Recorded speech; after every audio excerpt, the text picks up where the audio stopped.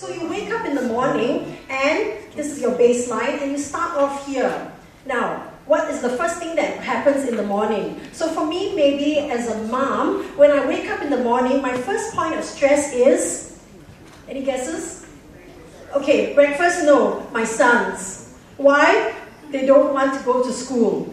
Alright, this has always been the problem. So I wake them up, 5 more minutes, and then they'll turn away. Alright, 2 minutes, I go back, I try to wake them up, 2 more minutes, etc. So what happens is it causes a little bit of stress. Alright, then what will happen is that once they wake up, it will go down a little bit. Okay, then I now need to get ready and go to work. What do you think is one of the things that causes me stress on my way to work? Traffic jam. Traffic, you're very right. Okay, so I encounter traffic, and any guesses of what drives me crazy? The ERP? Okay, quite close, but what drives me crazy is people on the fast lane driving extremely slowly. Alright, so I used to have a little bit of an impatient streak in me where I'd go behind that car and drive really close, okay, and like, you know, try to flash your light a little bit at them, okay, and try to put them off a little bit, but they don't really move. Okay, so what happens is my stress level now goes up a little bit more. Okay, so what happens is that as the day goes on and I keep encountering new stress, okay, right, I can't go into fight or flight mode all the time. So what happens is we have another mode that is called freeze. Okay? So you either fight or you flee.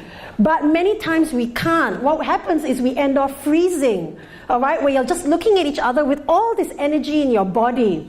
And when you can't dissipate that energy, it ends up going into your body and absorbed by your body.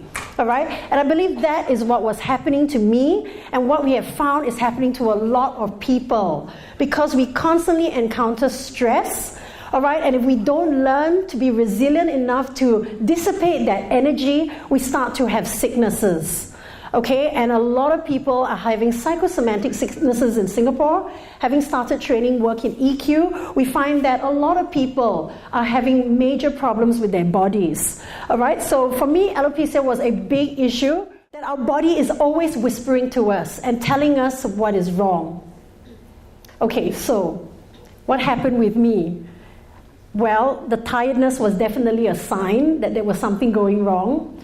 Okay, the fact that every morning when I woke up, right, it was really difficult to get out of bed, and when I did get out of bed, my body was aching all over. Right, I was losing weight. That was also a sign, right? But I was ignoring all these signs. Have you ever been in that situation where your body is talking to you and telling you what is wrong, but we are not listening to it?